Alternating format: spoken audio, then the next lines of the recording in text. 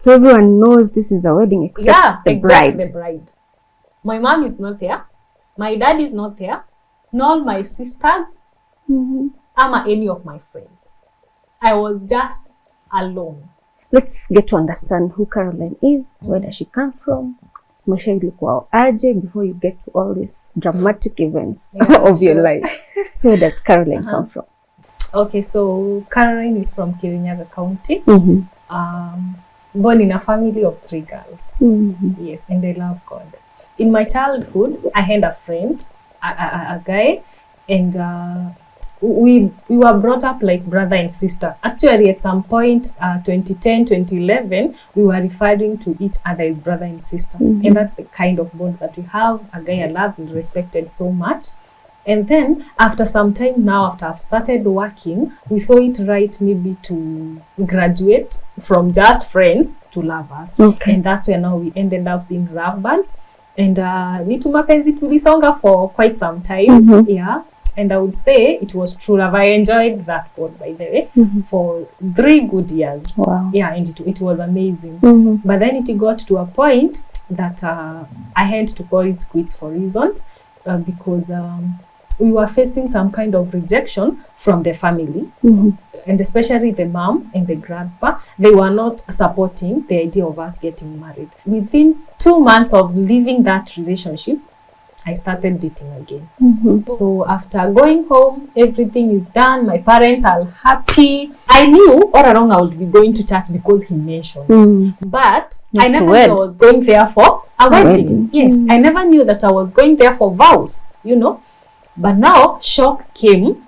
I remember I was with my brother-in-law in the car, and I was asking him, do you understand what is happening? He's as well saying, I don't. Getting in church, I get to meet the people that had accompanied him to my home, some of them, and some other now church elders seated. So everyone knows this is a wedding except the bride. My mom is not there. My dad is not there. Nor my sisters. Or any of my friends. I was just alone.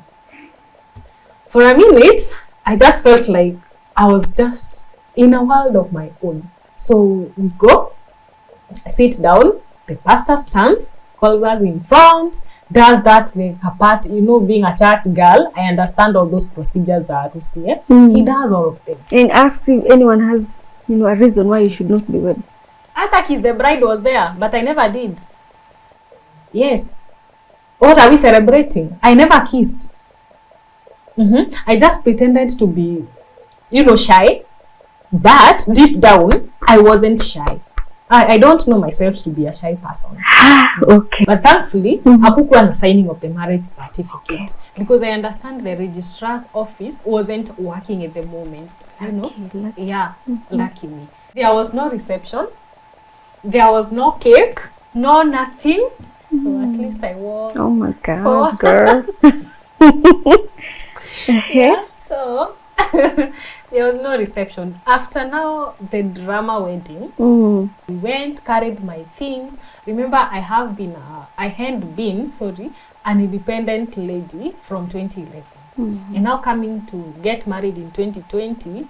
I had everything, maybe in the house, those stuff. So me I go. And life starts.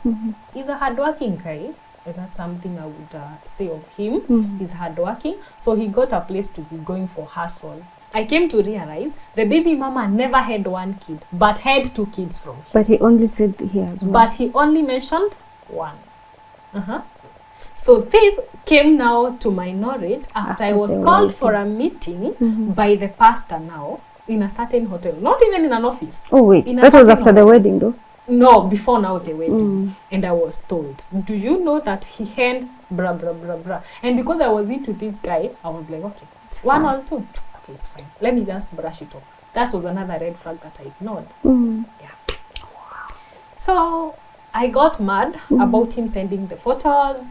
And I was like, no, I think this must come to an end. I called the elder. Church elder? Yeah.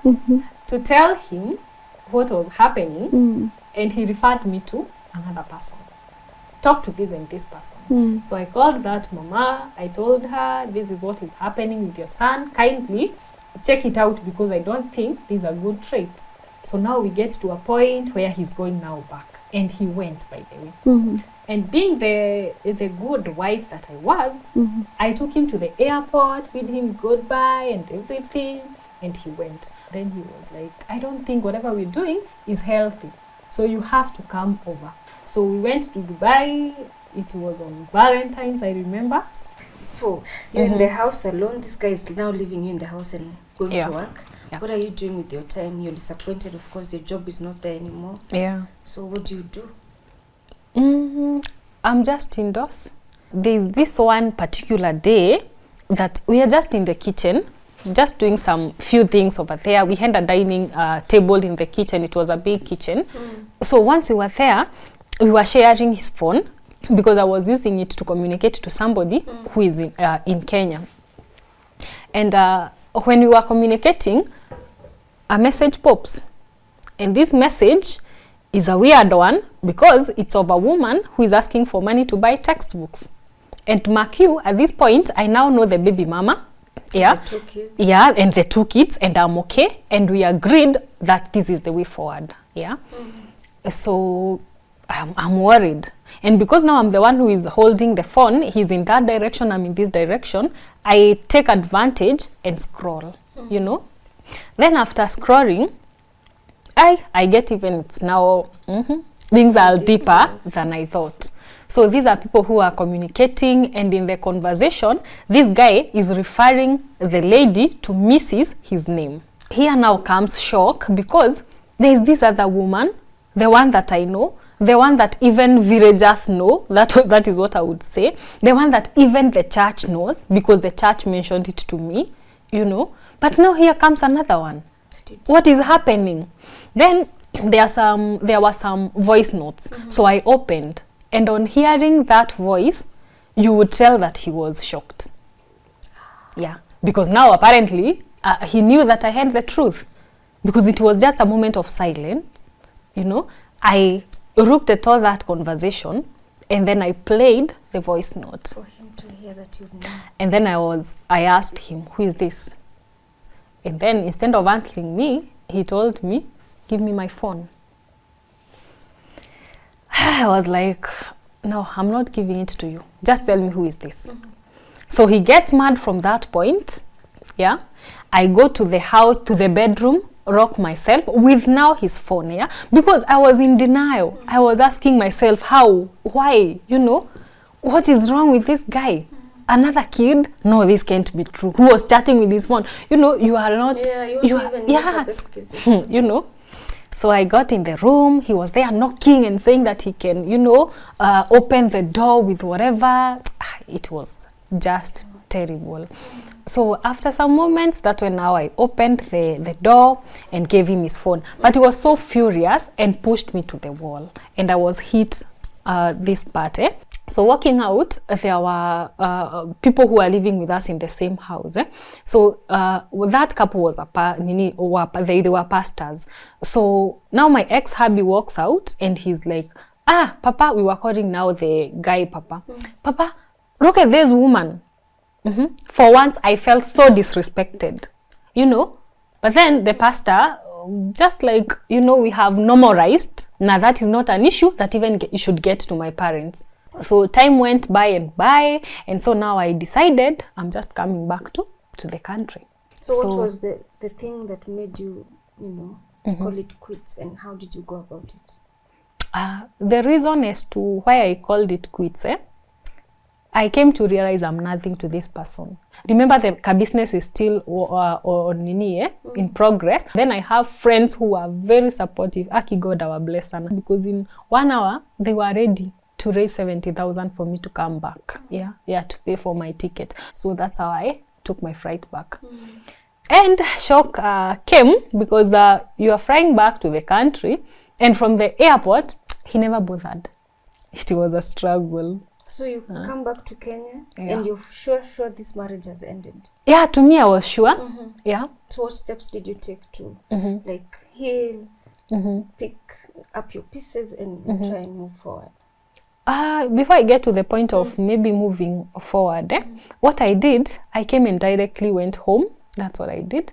And after I arrived home, I remember my mother was so disturbed. She was so even shocked to see me. Because when I went to Dubai, I'm married. So everybody expects you to come back with either you're pregnant or you have a baby. And how I wish people would avoid asking sensitive questions. Yeah. Because, you know, I also had got to a point of doubting myself. I remember going even for checkups, whether I can get a baby. Yeah. Because I'm of age. Everybody expects that you should be having a baby at this point, you know, and you don't. So me, I'm there. I'm like, well, I don't know. So the only convenient thing in my mind was, let me go back, but on revenge mission. That's how I comforted myself, on revenge mission. So I decide I'm going back to his house. And then I went to the house. Remember, this is a house at Tujakwa for 9 months. So it's dusty. I go, do cleaning, do everything. So I take a shower, go to bed. And imagine what I find. A text from my ex-hubby. What are you doing in my house? I felt bad. I felt crazy. Name it. Do you know, somehow my house was paid. The rent, the deposits, the everything. That's nice. For 3 good months. 3 good months. I'm telling you, God works in miraculous ways. I was wondering about rent, it was paid. I was wondering about food, it was provided. 1 month now down the line, I now start thinking of divorce. But thankfully, my marriage was declared null and void. You also mentioned that you have a YouTube channel where you post your content. Yeah. Please tell us about that YouTube channel and what kind of content you can find on that channel. Okay. About my platform, it's more of a home than just a channel. That's what I would say. And this is something that was born out of at a particular time I had no friends. A particular time where even family had deserted, you know, not really deserting in the real sense, but I was in the world of my own, and I was left with the camera. And having passion and love for photography, I would go and put maybe the camera in front of me and start talking like I'm addressing somebody and telling them, these are some of the things you shouldn't do. These are some of the things that you should do. And then also, not to mention, due to all everything that I went through, I came across a new term, a narcissist, and I wanted to know, what is this called narcissist? You know, so my platform, I have dedicated it to, through my story, inspiring others, and also maybe sharing the wisdom and the knowledge that I have towards narcissism. Okay. Yes. What's the name of the channel and how can TUKO family support that channel? The name of the channel is Liz Moshera. I mean, Liz Mo, Liz MU _ the favored. Wow. Yes. And I think with the TUKO family, when you can come in probably and we spread this gospel of narcissism, because I want to believe so many people are suffering in silence. So many people are suffering in silence, because I remember when I did my story for the first time, my DM was flowing. My DM was flowing that this is how so-and-so behaves. Do you think he's a narcissist? Okay, fine, I'm not there to judge. But if I give the information that maybe I have from books, from online, from wherever, maybe you can be able to weigh. Yes, and relate to that. And relate to that. Okay. Yes. What message do you have to a person who has seen the red flags before they move towards the marriage phase with someone? Yeah. Be someone who's already in that marriage and they've seen the red flags as well. What message do you have to that person? It could be a female or a male. Yeah, because it's two-way traffic. Sure. Yeah, you can get a narcissistic husband or a narcissistic wife, you know. And what I would like to say, a marriage between a wife and a narcissism, no, a wife and a narcissistic person, or vice versa, that's not a marriage. That's so the not only a marriage. solution is so exit. The remedy is exit. You will buy time, yes, or in the name of, oh, he will change with time, or maybe he will do this and this, but it only gets worse with time. Yes. Wow. Yeah. So if you're there, you are having such kind of a marriage setup, it's the high time you go. And then about the red flags, you ignore them day one. The 1,000, what can I call it? After 1,000 days, it will still be the reason you leave. Yeah. Yeah. So you will have wasted your time, energy, Exactly. but still have to go. Yes. Okay. Yeah. We appreciate your candidness with us. We also appreciate your time. Thank you. And that you have chosen to be vulnerable with us. It's not easy, even revisiting those painful past experiences and using that experience to inspire people out there so that they don't walk into the same ditch that you did. Yeah, sure. So we appreciate you and we thank you so much for taking the time to come and share that story with us. And one thing I have learned from you is every time you go through an experience, at least learn something from it. Sure that. Don't remain the same. Yeah.